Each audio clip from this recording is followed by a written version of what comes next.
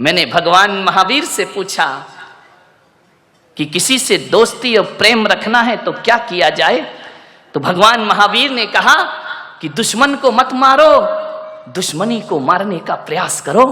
यदि दुश्मनी को मार दिया दुनिया में कोई दुश्मन रह ही नहीं जाएगा। महावीर ने दोस्त को मारने की बात नहीं कही है, दुश्मनी को खत्म करो। ध्यान रखना, रावण को मारना कोई राम का उद्देश्य नहीं था, रावण की रावणियत को मारना राम का उद्देश्य हुआ करता था।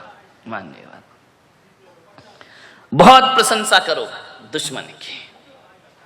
दोस्त सबसे बड़ा राजदार होता है हमारी जिंदगी का। ये बच्चे जो बात अपने माँ बाप से शेयर नहीं करते वो बात दोस्तों से शेयर किया करते हैं। मान्यवर, किसी लड़की की शादी करना हो ना, शोभा ताई शादी का बहुत बना रहे ना, मैं भी थोड़ा सा टिप्स दे दूं। किसी लड़की की शादी करना हो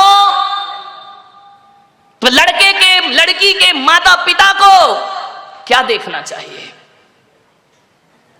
आप यही देखते ना कितना कमाता है, कौन से जॉब में है, इसका पैकेज क्या है, आप यही देखते हैं। इसकी जाति कौन सी है, आप यही देखते हैं। इसके माता पिता कौन है, परिवार फैमिली बैकग्राउंड क्या है। धोखे में आ जाओगे ये सब देखोगे तो। मैं पुलक सागर कहता हूं, फैमिली बैकग्राउंड अच्छा हो तो कोई जरूरी नहीं कि औलाद अच्छी हो। फैमिली बैकग्राउंड दशरथ का बहुत अच्छा था लेकिन कैकेयी का चरित्र बहुत गड़बड़ था। ध्यान रखिए, फैमिली बैकग्राउंड अच्छा होने से बेटा अच्छा होगा जरूरी नहीं है। लेकिन मैं पुलक सागर आपको कहता हूं कि आपको यदि अपनी बेटी की शादी करना है, उसके हाथ पीले करना है, उसका रिश्ता लेकर के जाना है, तो ना घर देखना, ना परिवार देखना, ना आप ये देखना कितना कमाता है, आप तो ये देखना कि जिस लड़के से अपनी लड़की की शादी कर रही हूं उसके दोस्त कैसे हैं, उसके यार कैसे हैं, उसके मित्र कैसे हैं। अरे पिता जैसा है बेटा वैसे ही होगा कोई जरूरी नहीं है, माता जैसी है बेटा वैसे ही होगा कोई जरूरी नहीं है। ध्यान रखना, लेकिन ये बिल्कुल जरूरी है कि दोस्त जैसे होंगे लड़का वैसा। दोस्तों का बैकग्राउंड देखो, आप ये देखो किसके साथ उठता है, किसके साथ बैठता है, कहां जा। माँ बाप से छिपके काम करते हैं लड़के, माता पिता को पता नहीं चलता, और दोस्त सड़कों पे बाहर क्या करते हैं। किसी भी बेटी की शादी करो तो लड़के के दोस्तों के बारे में जानकारी जरूर लेना। यदि लड़का अच्छा होगा तो अच्छे लोगों की संगति में उठता बैठता होगा, वो लड़का यदि खराब होगा तो गलत लोगों की संगति में उठता बैठता। आदमी जैसे माँ बाप होते हैं वैसा नहीं होता, जैसे दोस्त होते हैं आदमी वैसा हुआ करता है। ध्यान रखिए। मान्यवर, एक सीख दी है मैंने आपको, इस पर कोई ध्यान नहीं देता है। आप बताइए ना, एक बेटा सही गलत किसकी वजह से होता है? बाप की वजह से, मां की वजह से नहीं मेरे भाई। एक शराबी बाप भी चाहता है कि मेरा बेटा शराब ना पिए।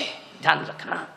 एक जुआड़ी भी चाहता है कि मेरा बेटा जुआ ना खेले, और एक बेश्या भी चाहती है कि मेरी औलाद इस गंदगी में जीवन ना बिताए। ध्यान रखना। एक चोर ने भी ये सपना नहीं देखा होगा कि मेरा बेटा चोर बने। कोई माँ बाप औलाद को चोर नहीं बनाते हैं, कोई माता पिता औलाद को झूठ बोलना नहीं सिखाते हैं, कोई माता पिता शराब पीना नहीं सिखाते हैं, कोई माता पिता सिगरेट पीना नहीं सिखाते हैं। सिगरेट पीने वाला बाप भी चाहता है कि मेरा बेटा सिगरेट ना पिए। ध्यान रखना। मान्यवर, मालूम है सिगरेट पीना कौन सिखाता है? दोस्त सिखाते हैं। सबसे पहले शराब पीना रिश्तेदार या माँ बाप ने नहीं सिखाया, शराबी बाप भी नहीं सिखाता है कि बेटा तू पी ले। ध्यान रखना।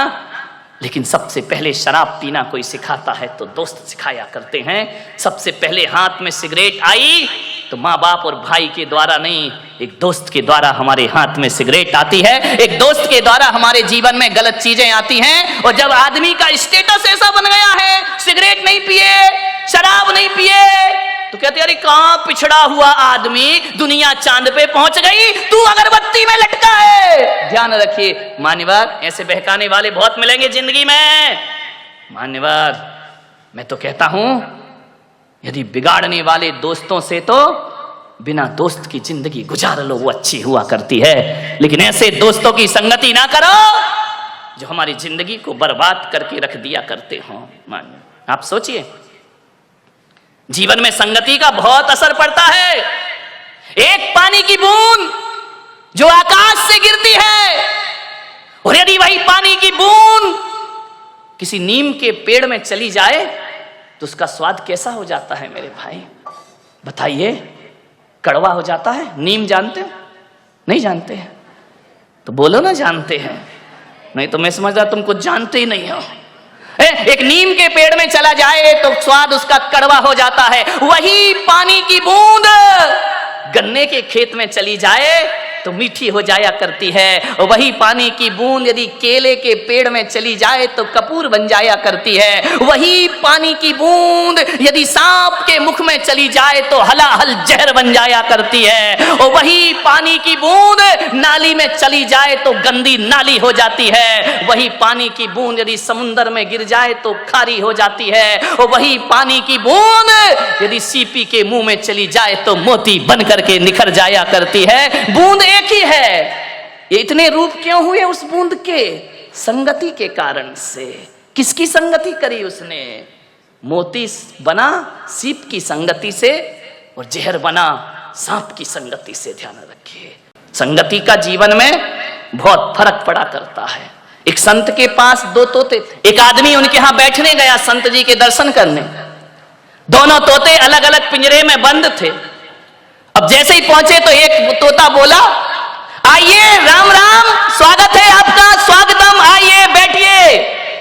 आदमी को बड़ा अच्छा लगा कि यार तोता कितना मीठा बोल रहा है।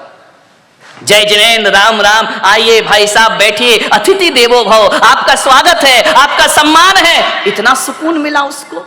वो मुड़ा थोड़ा सा दूसरे तोते की तरफ। दूसरा तोते ने इतनी गालियां बकी, इतनी गालियां बकी, मारो, काटो, पीटो, पकड़ो, लूटो। अरे उसने कहा कि संत जी ये क्या मामला है?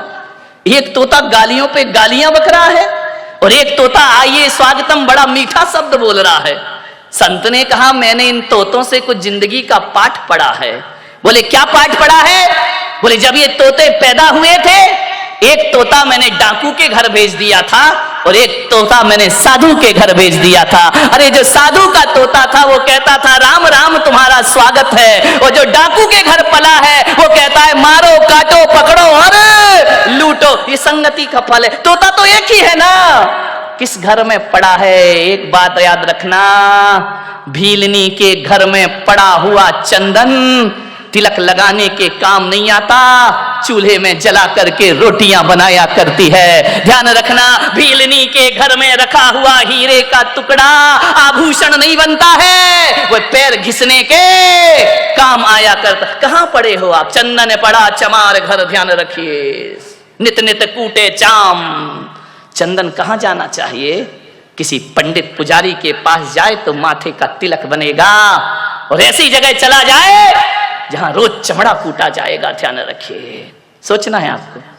आप कीमती हैं, आप महत्वपूर्ण हैं। दोस्ती को ध्यान में रखिए, किसके साथ आपका उठना बैठना है। एक बात याद रखना, मैं खाने में बैठकर दूध पीना खराब है। ध्यान रखिए, मैं खाने में बैठकर दूध भी पियोगे तो शराबी का दर्जा मिलेगा तुम्हें, इतना स्मरण रखना। और संत के दरबार में पानी भी पियोगे तो पानी नहीं, अमृत और आशीर्वाद का नाम उसे दिया जाता है। अमृत पान हुआ करता है। चीज तो वही है, चीज में क्या फर्क पड़ता है? संगति किसकी कर रहे हो? अच्छे लोगों की संगति करो, ऊंचे लोगों की संगति करो। ऊंचे लोग, ऊंची पसंद। कौन बोला? माणिक चंद। ध्यान रखिए, माने संगति कैसे करना है, ऊंचे विचार। मैं जब स्कूल में पढ़ता था, पढ़ाई में बहुत वीक था, बहुत कमजोर।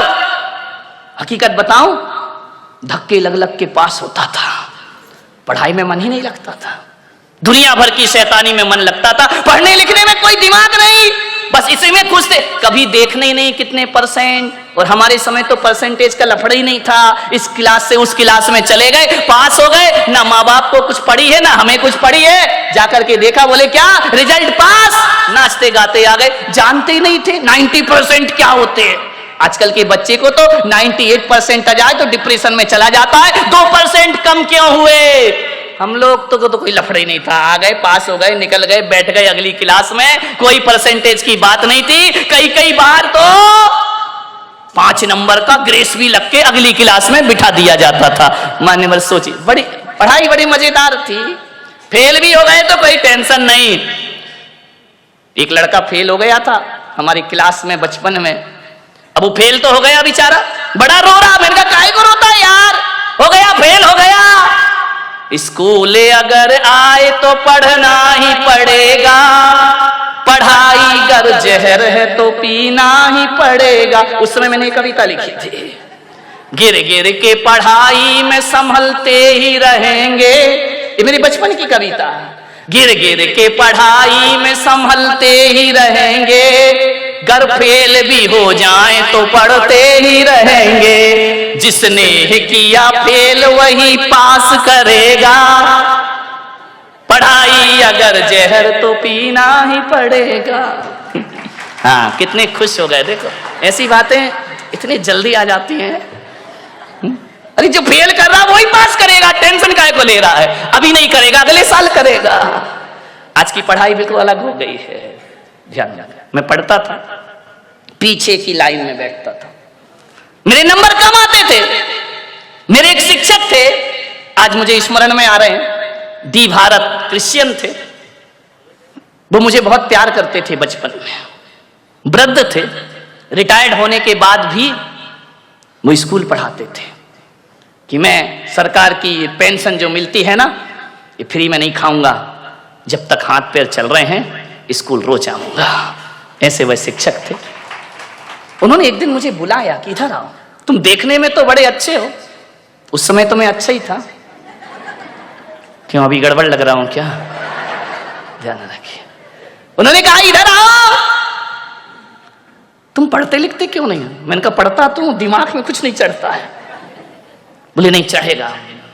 मालूम है, मेरी संगति खराब थी, गलत लोगों के साथ पीछे की सीट में बैठता था, मस्ती करना, टीचर पढ़ा रहा है एक दूसरे की छेड़छाड़ करना, टीचरों के नाम रखना उल्टे सीधे। अब स्कूलों में तो यही होता है, और क्या करोगे? उनको चिढ़ाना, उनकी नकल करना। वो चले गए तो ब्लैक बोर्ड में उनका चित्र बनाना, चित्र बना रहे सर का, बन गया बंदर का। बड़ी आफत होती थी। उन्होंने कहा इधर आओ, देखने में बड़े अच्छे हो लेकिन काम तुम्हारे बहुत गड़बड़ है, पढ़ाई में आगे बढ़ो। मैंने कहा मैं नहीं लगता मन। स्कूल क्यों आते हो? माँ बाप भेजते हैं, आना तो मैं बिल्कुल नहीं चाहता हूं, लेकिन अब भेजते हैं तो भेजते, मैं करूं क्या? उन्होंने कहा इधर आओ, तुम्हारा पढ़ने में मन लगेगा। मैं 8th क्लास तक बहुत घटिया नंबर से पास होता था, बड़ी मुश्किल से। उन्होंने मुझे कहा आज से मेरा आदेश है, तुम पीछे की सीट में नहीं आगे की सीट में आकर के बैठोगे।